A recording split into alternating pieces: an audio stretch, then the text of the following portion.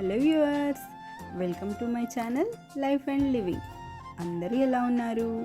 అందరూ బాగుండాలని మనస్ఫూర్తిగా కోరుకుంటున్నాను.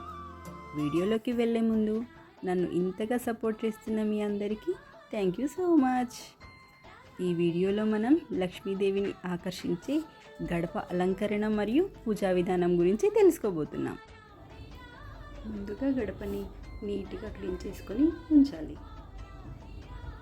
ఒక బౌల్లోకి కొంచెం పసుపు, జవ్వాదు, గంధం పౌడర్, పచ్చకర్పూరం లేదంటే కర్పూరాన్ని కూడా పౌడర్గా చేసి వాడుకోవచ్చు.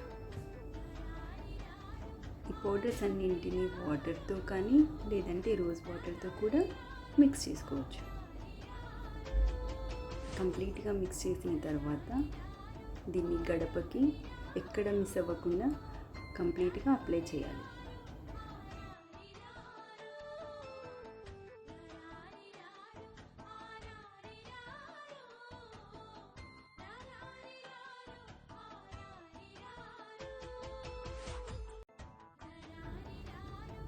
గడపకు రాయడం పూర్తయిన తర్వాత గడపకు ఇరువైపులా కూడా రౌండ్ షేప్లో పసుపు రాసుకోవాలి. తర్వాత గడప మీద అమ్మవారి పాదాలు, లక్ష్మీదేవికి ఇష్టమైన కమలం, వెంకటేశ్వర స్వామి శంకు చక్రాలను వేసుకోవాలి.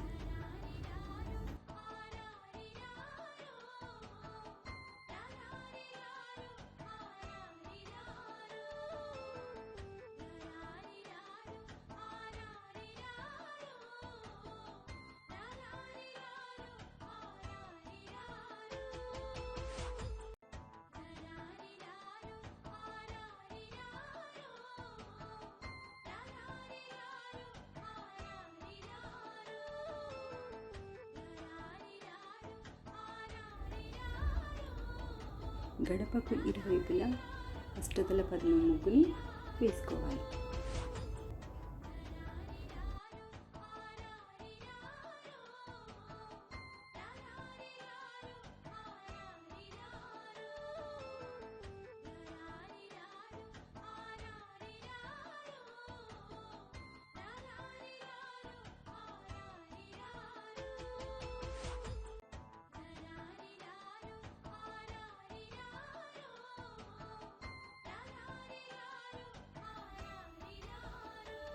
ఇరువైపులా అష్టదళ పద్మ ముగ్గు పూర్తయిన తర్వాత మధ్యలో పాదాలను వేసుకోవాలి.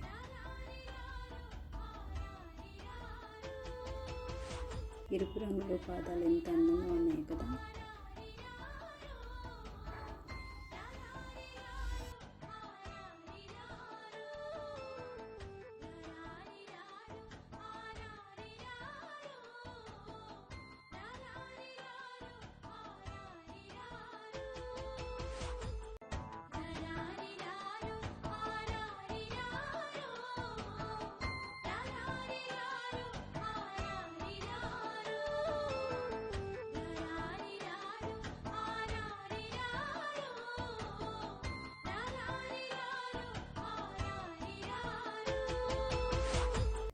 గడపకు కింది భాగంలో కూడా ముగ్గును వేసుకొని గంధం కుంకుమతో అలంకరించుకోవాలి.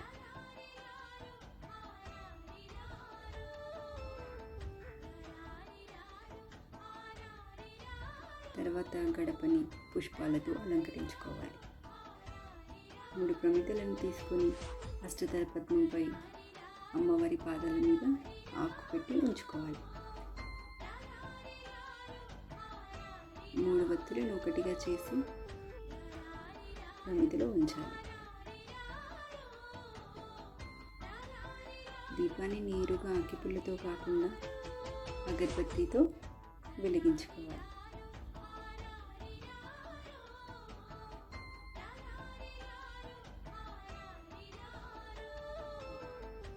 దీపపు కాంతుల్లో గడప ఎంత అందంగా ఉంది కదా.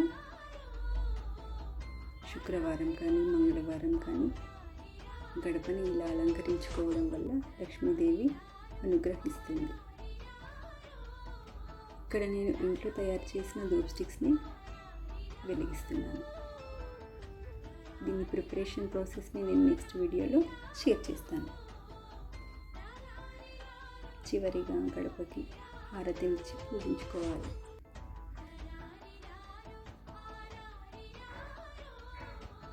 వారంలో ఒక్కసారైనా ఇలా చేయడం వల్ల ఇంట్లో పాజిటివిటీని క్రియేట్ చేస్తుంది. ఇంట్లో వారికి కూడా ప్రశాంతతని చేకూరుస్తుంది.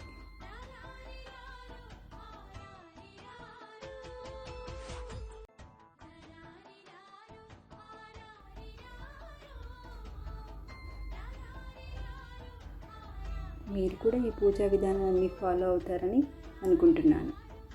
శుక్రవారం రోజు గడపకిచ్చే హారతిలో 2 లవంగాలను వేసి హారతి ఇవ్వడం వల్ల ఇంట్లో నెగిటివ్ ఎనర్జీ కూడా వెళ్ళిపోతుంది.